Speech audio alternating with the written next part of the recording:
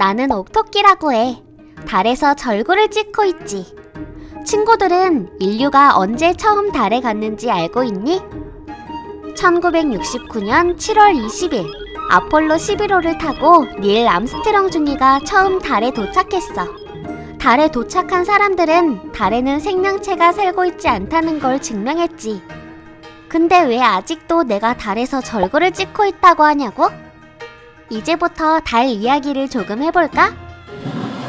달은 지구의 자연위성이야. 위성은 행성의 둘레를 도는 천체를 말하는데 달만이 유일하게 지구를 돌고 있어. 달은 약 27.3일에 거쳐 지구를 도는데 이를 공전주기라고 부른단다. 달이 지구를 공전하는 27.3일 동안 눈에 보이는 달의 모양은 변화하지. 달의 모습은 삭, 초승, 상현, 보름, 하현, 금음 순으로 변하는데 달은 스스로 빛을 내지 못하고 태양에 비쳐 빛을 내는 쪽이 우리에게 보이기 때문이야. 보름달이 뜨면 달, 지구, 태양 순으로 배치가 되는데 달이 태양빛을 받아 앞면이 엄청 잘 보이게 되지. 이때 달의 바다라 불리는 어두운 부분이 토끼가 절구를 찍고 있는 것처럼 보여서 우리나라와 일본에서는 달에서 토끼가 떡을 찢는 모습을 상상했고 중국에서는 약을 찍고 있는 모습을 상상했어. 친구들은 중국 신화인 항아 이야기를 알고 있니? 하늘나라 선녀인 항아에게는 활을 잘 쏘는 예라는 남편이 있었어. 항아와 예가 하늘에서 평화로운 일상을 지내던 어느 날 지상에 10개의 태양이 떠올랐지 뭐야? 중국 신화에 등장하는 신인 제준의 아들들이 장난을 치느라 한 번에 10개의 태양으로 떠올랐던 거였지. 뜨거운 태양들 때문에 땅에 사는 백성들은 고통에 시달리게 되었어. 그래서 요임금이 얘에게 태양 한 개만 두고 나머지는 다 활로 쏘아 없애달라고 부탁을 했지. 장난을 심각하게 생각했던 제준도 얘에게 화살 한 통을 주며 아들들을 혼내주라고 이야기했지. 9개의 태양이 떨어져 죽어버리고 1개의 태양만 남아 땅에는 평화가 찾아왔어. 그런데 제준이 생각해보니 자신의 아들들이 죽은 사실이 화가 났던 거야. 화가 난 제준은 항아와 예를 인간으로 만들어버리고 땅으로 쫓아냈어. 그러던 어느 날 신으로 살다가 인간으로 살 수밖에 없던 얘가 여신 중에 가장 높은 여신 서왕모에게서 불사약을 받아왔어. 이 약은 먹으면 신선이 될 수 있는 약이었지. 하지만 얘는 땅에서 할 일이 남아있다며 약을 잘 보관해두었어. 그러던 어느 날 얘의 부하가 배신을 하고 불사약을 항아에게서 빼앗으려 했지. 다급한 항아는 불사약을 먹고 신선이 되어버렸고 그 순간 몸이 떠오르더니 달로 올라가 옥토끼와 함께 달을 지키며 약을 만들었다는 전설이 있어. 친구들은 떡에 대해 얼마나 알고 있니? 떡은 여러 가지 곡식을 가루로 만들어 찌거나 삶거나 굽거나 쳐서 만들어. 나는 달나라에서 주로 쌀을 쪄서 절구에 넣어 쳐서 만드는 떡, 도병을 만든단다. 떡은 아주 오랜 옛날부터 만들어졌어. 우리 선조들이 정착하여 살던 농경시대 유적을 살펴보면 갈돌과 확돌이 발견되는데 갈돌은 곡식을 갈거나 부술 때 사용했었지. 이렇게 간 곡식을 익혀 떡과 비슷한 형태로 만들어 먹지 않았을까? 하고 추측을 하기도 한단다. 고구려시대 벽화에는 수북이 쌓여있는 떡이 그려져 있기도 해. 떡이 가장 발전한 시기는 조선시대야. 떡을 만드는 재료도 다양해지고 빛깔이나 모양, 맛도 좋아졌지. 추석에 만들어 먹는 송편은 왜 반달 모양일까? 추석에 뜨는 달은 옥토끼가 훤히 잘 보이는 보름달인데 송편은 왜 반달 모양으로 만들었을까? 백제의 마지막 왕인 의자왕 때의 이야기야. 어느 날 밤 의자왕 앞에 귀신이 나타나 백제가 망한다 하고 소리를 치고 땅속으로 사라져버렸어. 그 땅속에서 거북이가 나왔지 뭐야?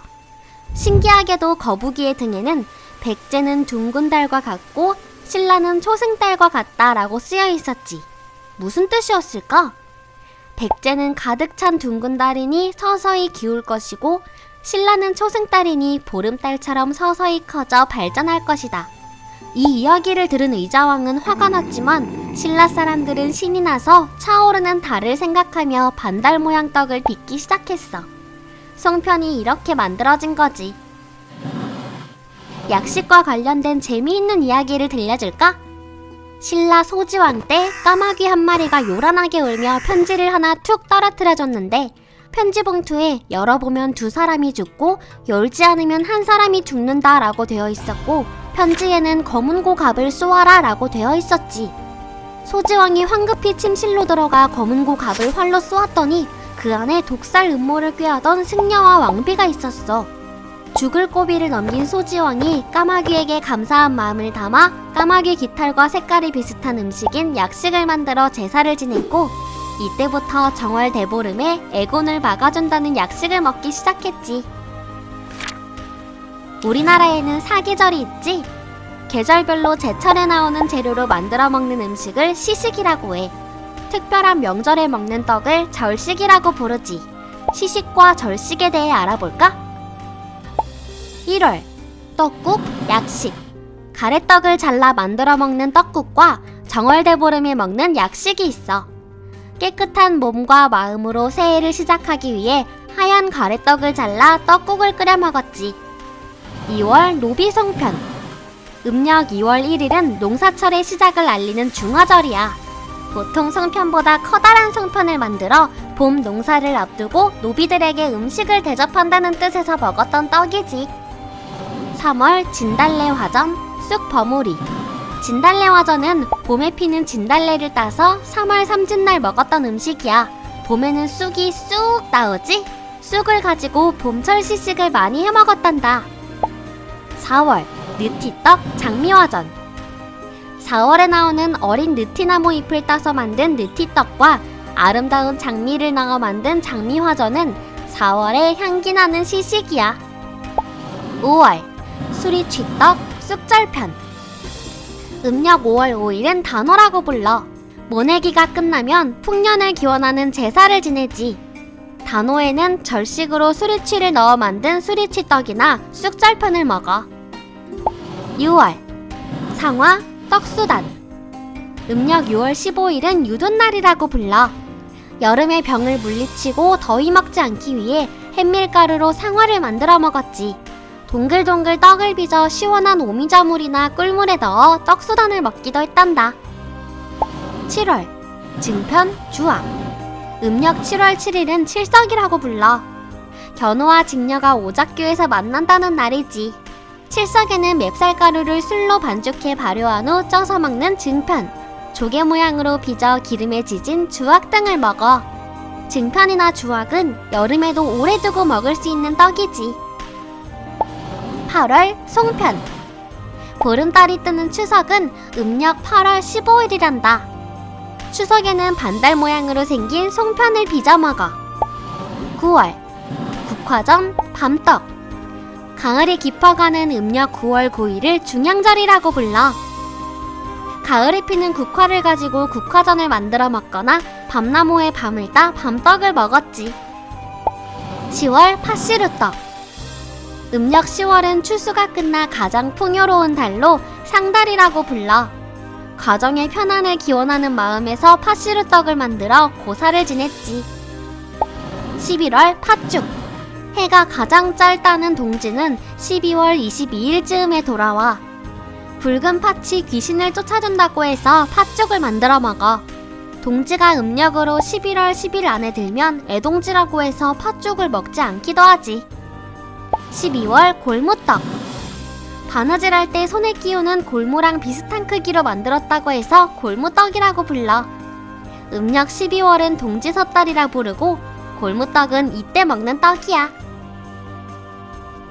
한 사람이 태어나서 삶이 끝날 때까지 여러 가지 대소사를 거칠 때마다 먹는 떡이 다르다는 걸 알고 있니?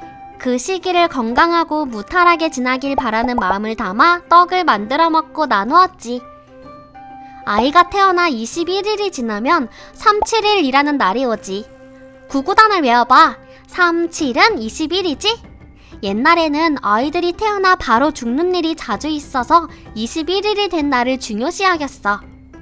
3-7일이 되면 백설기를 만들어 먹는데 신성을 뜻하는 깨끗한 하얀색이 산모와 아이를 보호해준다는 뜻이 있지. 3-7일에 만든 백설기는 집안에서만 먹고 밖으로 내보내지 않아. 태어난 지 100일이 되면 100일을 축하하지. 100일에는 붉은색이 액을 막아준다는 수수 합경단을 만들어 먹어. 100일 떡은 나누어야 아이가 오래 산다고 해서 이웃과 나누어 먹었는데 떡을 받은 집에서는 빈 그릇에 아이의 장수를 기원하는 무명실이나 쌀 등을 담아 돌려보냈어. 100일에 먹는 백설기는 아이가 희고 순진무구하게 자라라는 뜻이 담겨 있어. 아이가 태어나 처음 맞는 생일을 돌이라고 부르지. 돌에는 오색송편, 인절미, 수수팍경단 등을 만들어 먹는데 떡마다 뜻을 가지고 있지.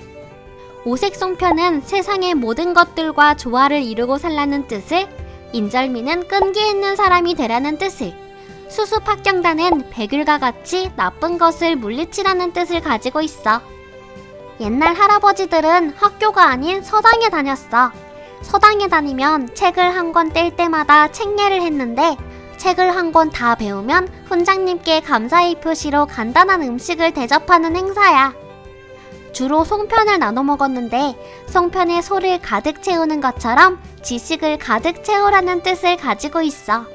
반대로 속을 비운 송편도 먹는데 겸손을 뜻하기도 하지. 아이가 자라 성인이 되면 성년예를 치러.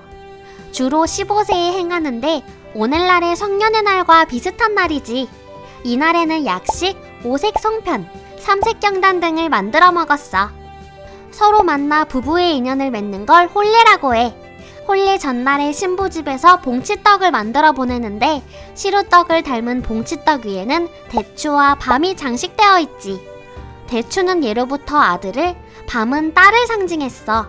혼례 때는 주로 찹쌀로 떡을 많이 만들어 먹었는데 찹쌀은 맵쌀보다 더 끈기가 많아서 한번 붙으면 잘 떨어지지 않아.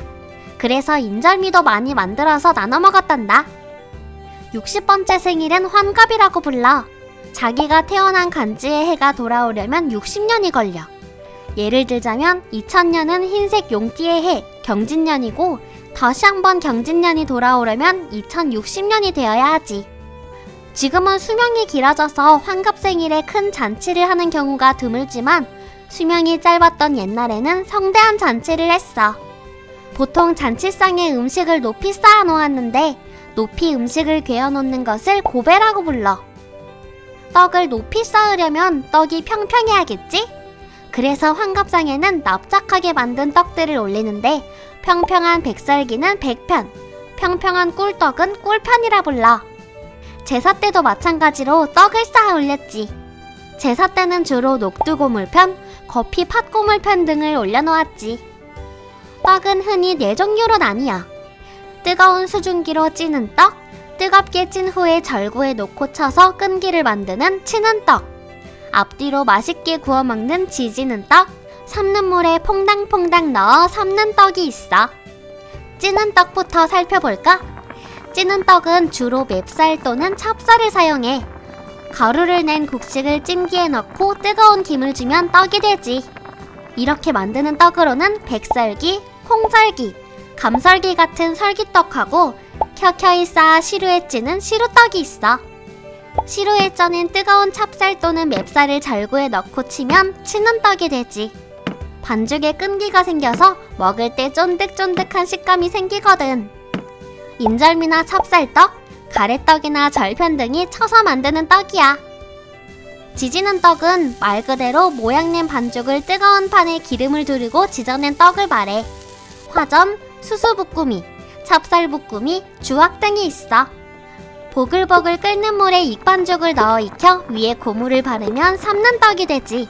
경단, 오메기떡같이 쫄깃한 떡에 깨, 팥 같은 고무를 묻혀 맛을 내지. 떡은 어떤 도구로 만들까? 떡을 만들 때는 곡식을 가루내는 도구, 곡식을 익히는 도구, 반죽을 칠 때 사용하는 도구, 꾸미기 위한 도구 등이 필요하지. 매통은 굵은 통나무 2짝으로 되어 있어.